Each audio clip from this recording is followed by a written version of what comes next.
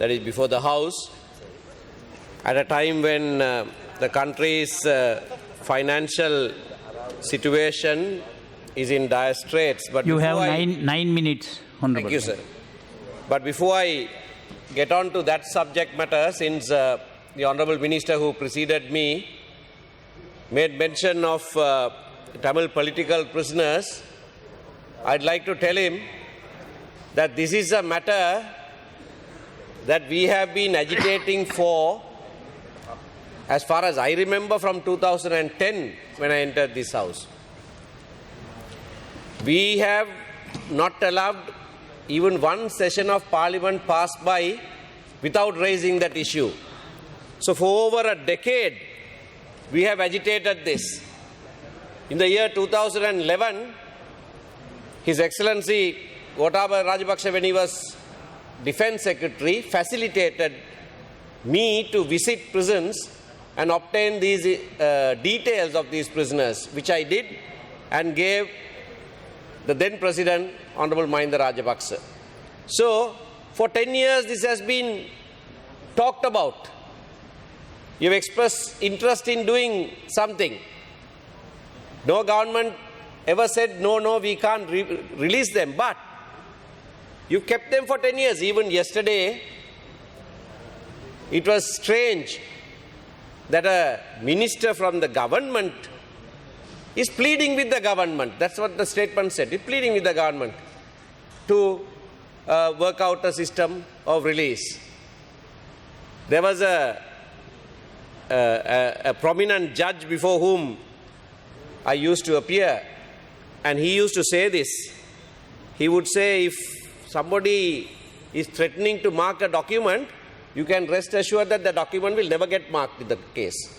So if the government is continuously saying, oh, we are going to do it, our suspicion is that they are not going to do it.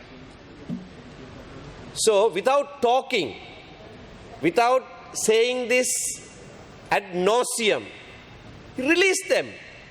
What is standing in the way of releasing them? You don't need 10, 11 years to be talking about this. It's quite obvious why you are talking about it now. That's what we pointed out yesterday. There was a statement day before yesterday and before that.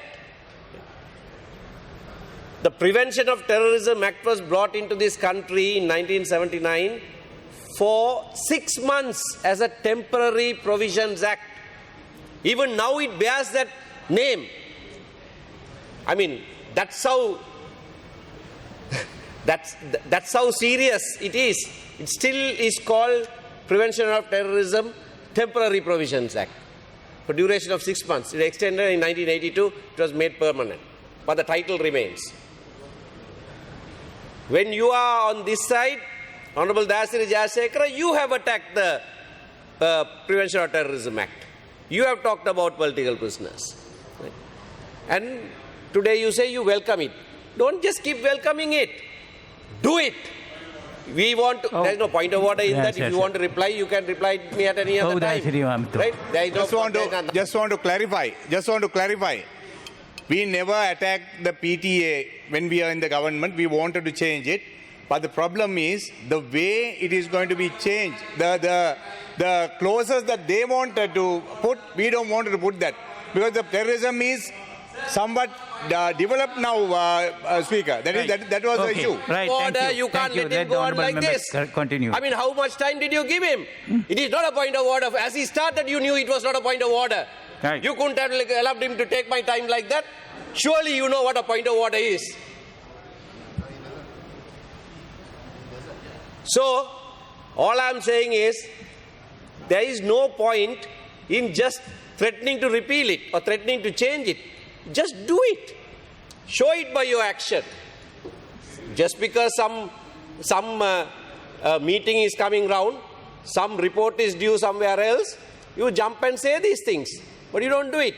I challenge Honorable Namal Rajapaksa, who said, I welcomed it yesterday without reservation, because the government was trying to get a wrong message to the country to say that we are using it like a beggar's wound and that we want them incarcerated. and that we don't want them released. That is far from the truth. We have agitated this, you know very well. Every session of parliament we have agitated for their release. And because you were trying to send a wrong message, without reservation, I welcomed it. But I am challenging you, do it. Tomorrow is Poson. Release them. Release some of them immediately with the others that you will release. And release the rest of them immediately. None of them need to be incarcerated anymore. They are political prisoners. We have told you why we call them political prisoners. Honorable Surendra Raghavan went and sat behind Namal Rajapaksa to be seen in the videos yesterday when the announcement was made, and wrote today on social media saying that he played a small part in this. Right? He calls them political prisoners. A person in the government ranks calls them political prisoners. Right? So, they are political. No, your name, I will mention your name any number of times. You can't stand up when I mention your name. Right? You have to lick the boots of the government because you have got some position there. Right? I challenge you. Honorable Raghavan, I challenge you. Let's see how many people you are able to release without boasting about this. Why do you want to get involved in this kind of thing? Don't play. You are playing. Yeah. You are playing politics. Both are responsible members of this house. Politics with prisoners' lives. Right? That is what you are doing. You are right? Yeah, Mr. Raghavan, can you please of it. We are doing this. You don't need 11 years. Yeah. You don't need 11 years. When Sunil Ratnayaka was pardoned and released, how much time did you have been in the parliament for 15 years. You have been in the parliament for 15 years. What did you do? What did you do 15 years in the parliament? That's all right. Now you continue with this. All right. Yeah. All right. Sit down. Right? I'll say what I did. I haven't been here for 15 years. I haven't been here for 11 years. All 11 years. I said that if you are not listening. Every session of parliament, we have asked for their release. We have done that. We sit in the opposition. We don't go licking the boots of the government and get positions like you. Right? We sit in the opposition and that's all we can do. And we have asked for that repeatedly. We don't hang on to coattails of government and get positions. That is not what we do. Right? Turncoats like you, right, who don't have any policy. You come and ask us for nomination, then go and get nomination from the government. You don't have any policy. I would like to ask Honorable Sumandiran, what did you do for last 5 years? Licking the boots of the government. What else? What else he has done?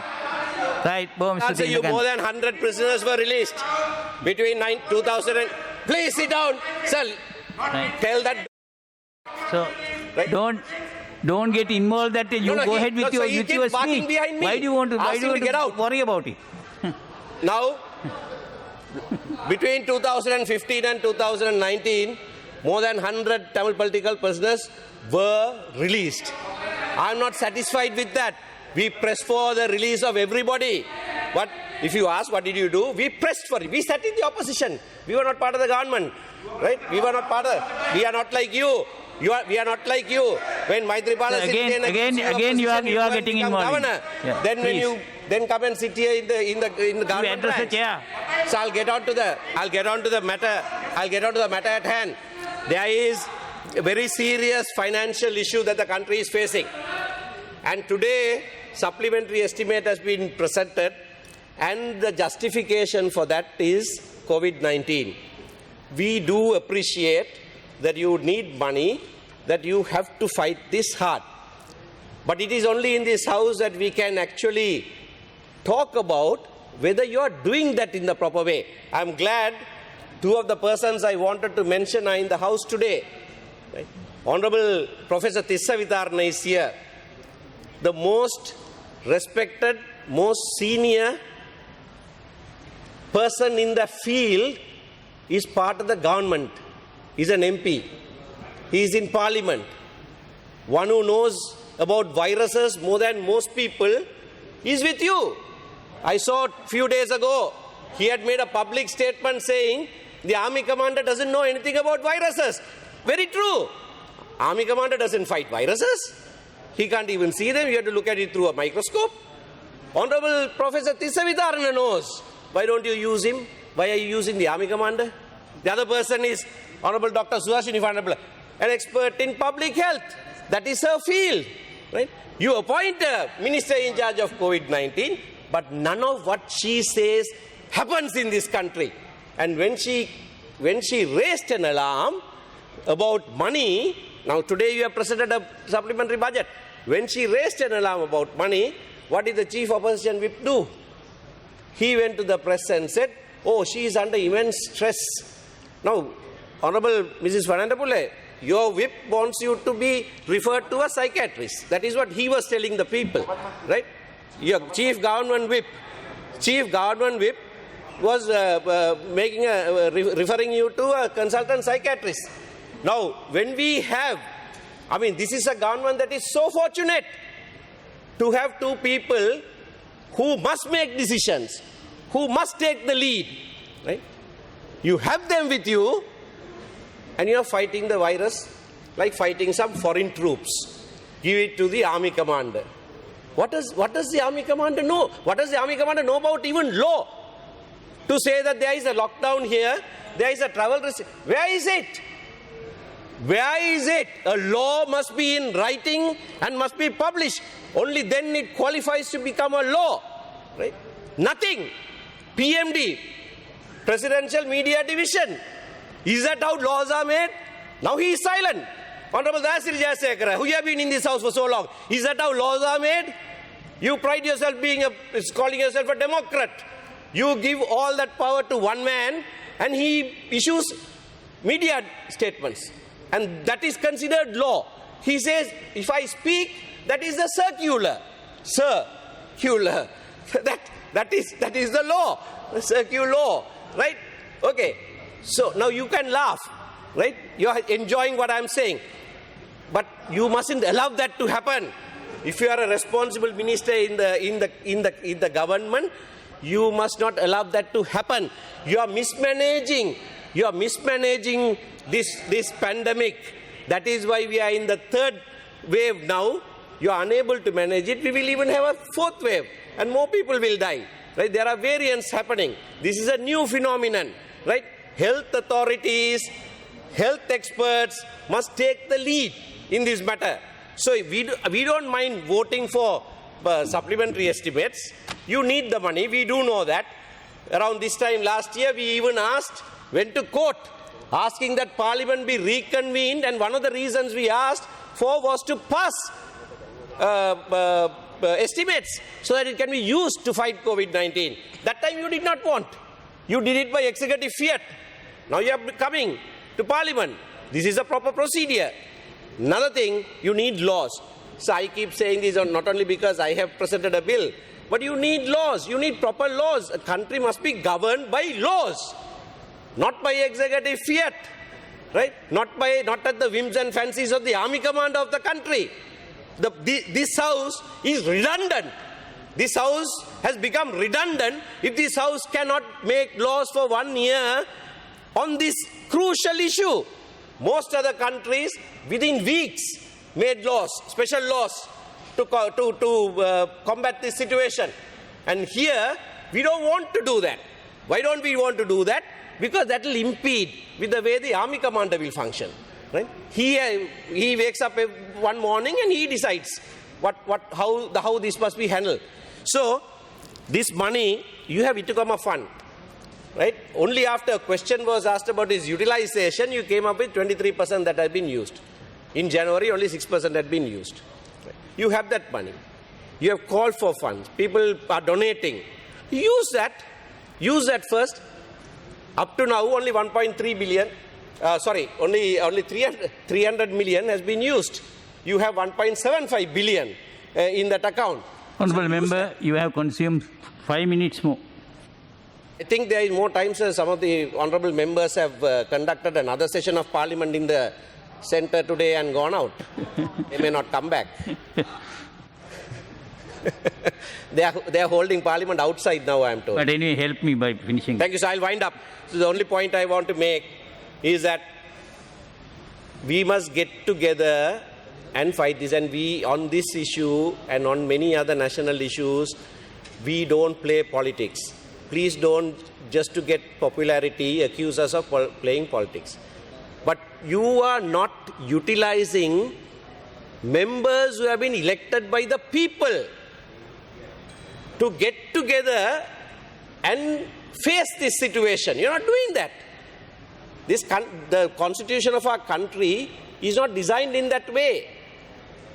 True enough, the executive president is the head of the cabinet, but he's only the head of the cabinet.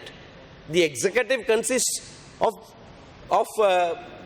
cabinet ministers and others.